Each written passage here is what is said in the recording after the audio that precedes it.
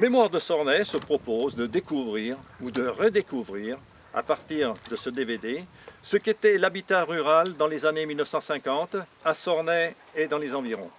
Elle pense que c'est son devoir de fixer ce qui est un patrimoine qui est après disparaître. On y va? Ouais!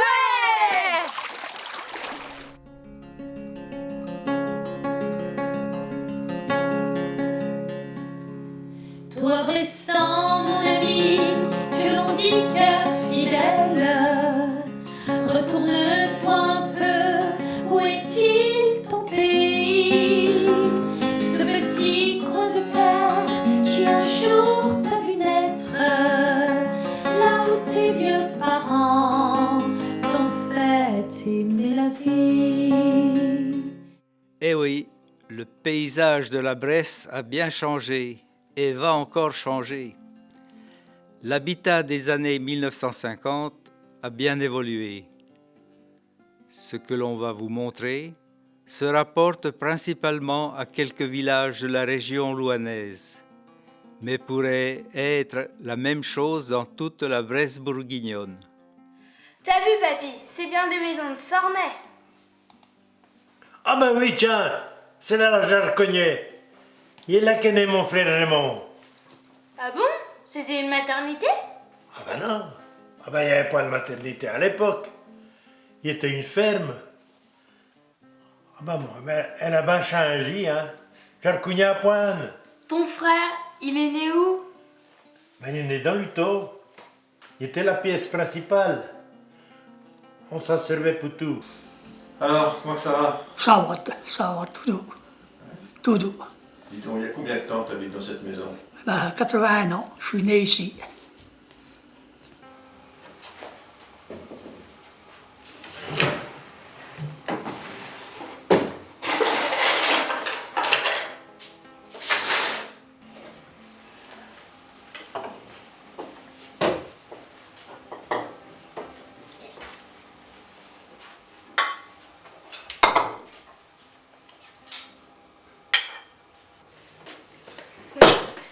Allez, tout le monde mouillé.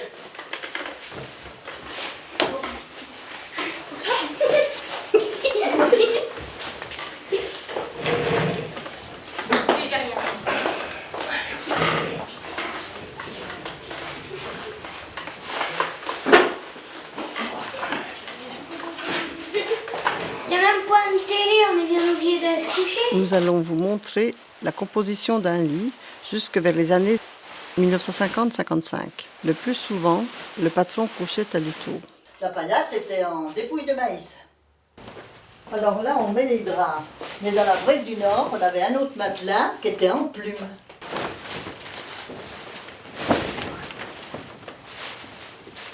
Et pour réchauffer les lits l'hiver, on avait des briques qu'on faisait chauffer dans le four du poêle.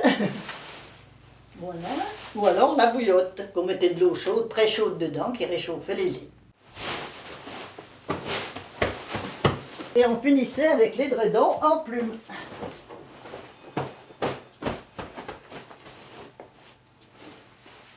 C'était un peu l'objectif de l'association d'ailleurs, Oui. hein, c'est de filmer ce fenil qui est formidable, filmer la grange, filmer l'extérieur, la construction. Donc elle va au moins rester dans les images. Ben, espérons, oui. Espérons. Ce n'était pas pour l'aventure que tu quittas ton beau pays, mais pour ton cœur, une blessure. Mais il faut bien gagner sa vie.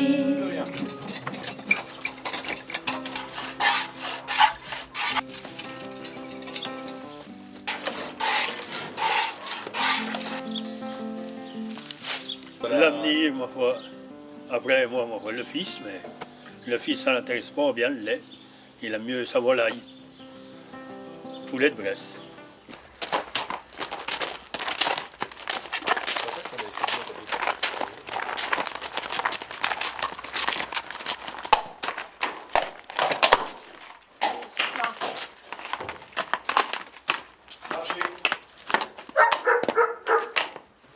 Tiens, tourne!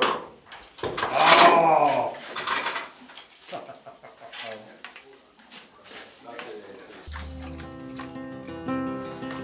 Piognon n'élève des pois que maçon. Pourtant, il était bien bon. Un bon morceau de lard, appelle le boudin. À Branges, un ancien moulin était alimenté par l'eau de l'étang du champ. Il ne peut plus fonctionner, mais il a été conservé comme au jour de sa cessation d'activité.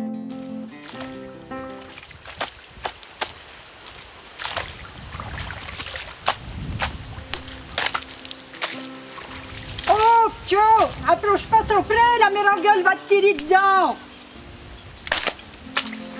Attention, hein.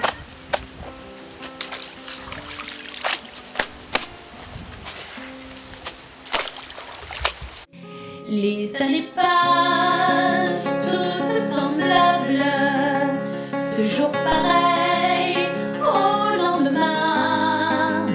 Situation presque enviable, quand côté travail tout va bien. Alors ici, l'école de garçons qui a été construite en 1903.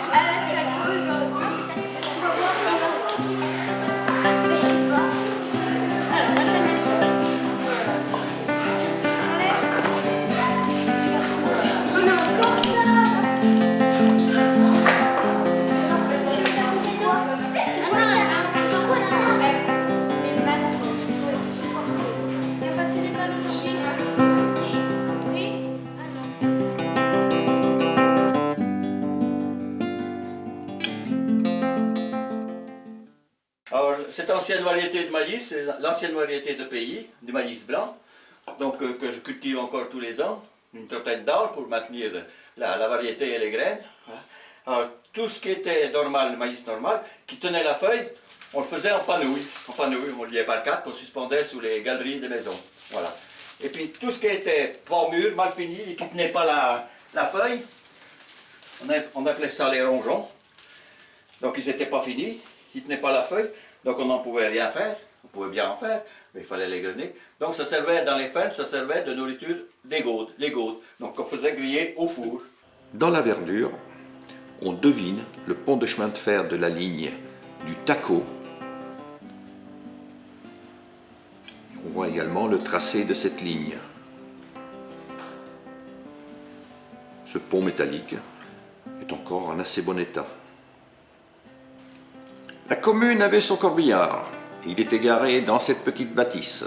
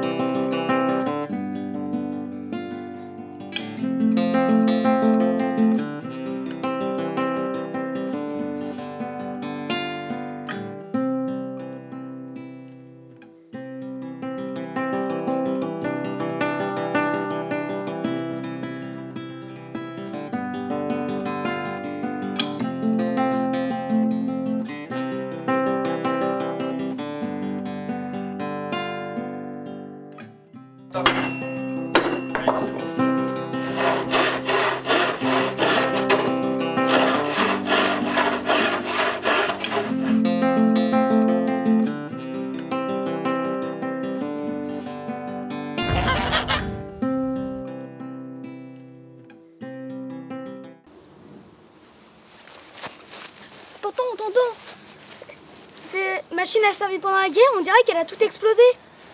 Non, c'était une lieuse, ça servait à moissonner. Ah, d'accord. Il était comme ça dans toutes les fermes, tout ce que ça servait à rien, on y mettait derrière le bâtiment d'hébergeage.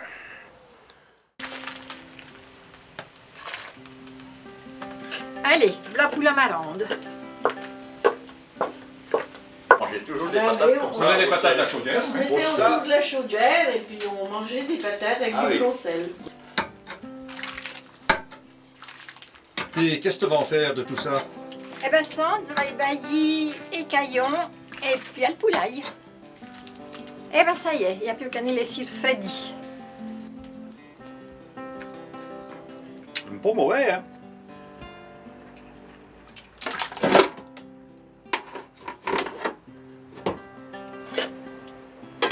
Me poulaille allons être contente.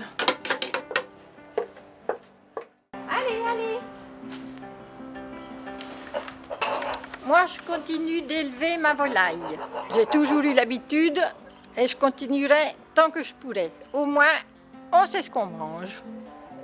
L'élevage des pigeons était également répandu. Le plus souvent, c'étaient les jeunes qui s'en occupaient. La vente des pigeonneaux constituait l'argent de poche. C'était bien souvent leur seul salaire.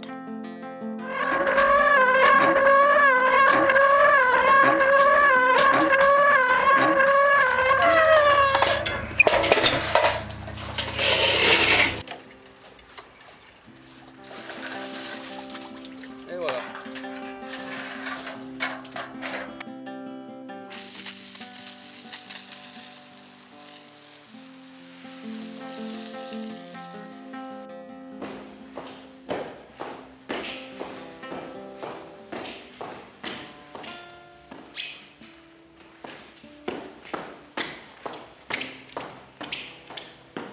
Bien, monsieur de Beaupère, donc bonjour, puis merci de nous accueillir dans votre château. Et ça fait longtemps là, que vous possédez ce château? Ben, c'est en fait une maison de famille qui a toujours été, au fur et à mesure des générations, d'abord chez les Corjat qui l'ont construit, et ensuite c'est passé au Vrogil, donc mon arrière-grand-père qui était maire de Chapelle-Naude, ensuite au Beaupère, et enfin donc à mon père et à moi. Alors, ce film Les Pchos, ça vous a plu? Moi, ça m'a beaucoup intéressé. C'est bien de savoir comment vivaient nos parents avant.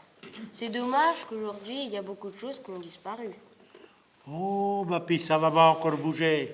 Ça va encore changer. Et ben maintenant, grâce à ce que tu nous as dit et grâce au film, moi aussi, plus tard, je vais pouvoir raconter à mes petits-enfants comment c'était avant. Eh bien, c'est bien, les petits enfants. Demain, vous serez nos passeurs de mémoire. Dis, Dédé, on danse à Polkabadine?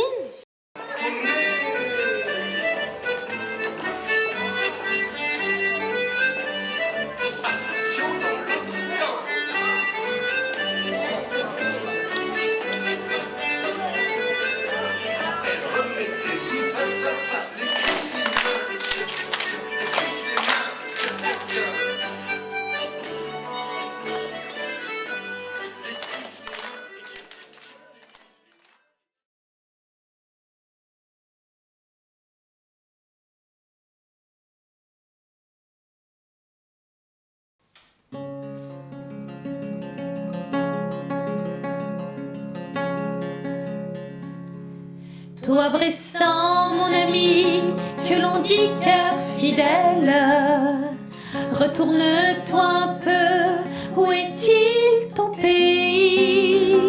Ce petit coin de terre qui un jour t'a vu naître, là où tes vieux parents t'ont fait aimer la vie.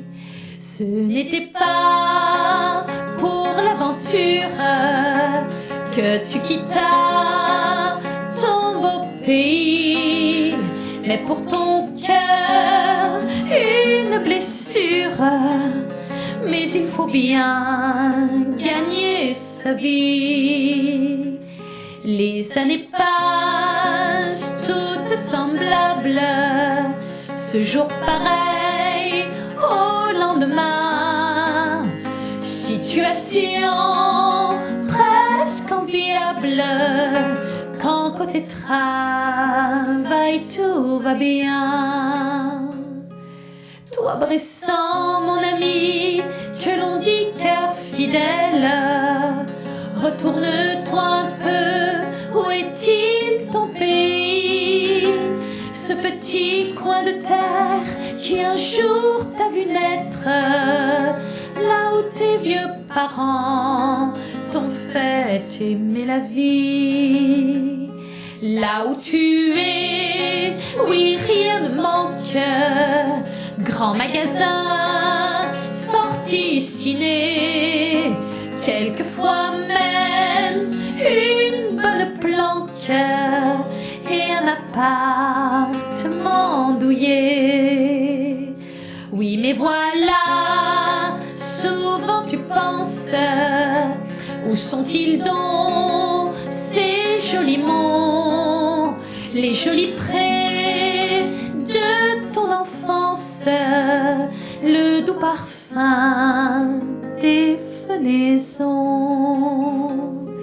Toi Bressan, mon ami, que l'on dit cœur fidèle, retourne-toi un peu, où est-il ton pays? Ce petit coin de terre qui un jour t'a vu naître, là où tes vieux parents t'ont fait aimer la vie. Tu es si loin de ton enfance et ses souvenirs confondus, ces chers moments toujours vivaces, sont-ils à jamais révolus? Car le bonheur est une chose bien difficile à définir, si sur le seul confort repose, alors ton pays va mourir. Toi Bressan, mon ami, que l'on dit cœur fidèle, retourne-toi un peu, où est-il ton pays? Ce petit coin de terre qui un jour t'a vu naître, là où tes vieux parents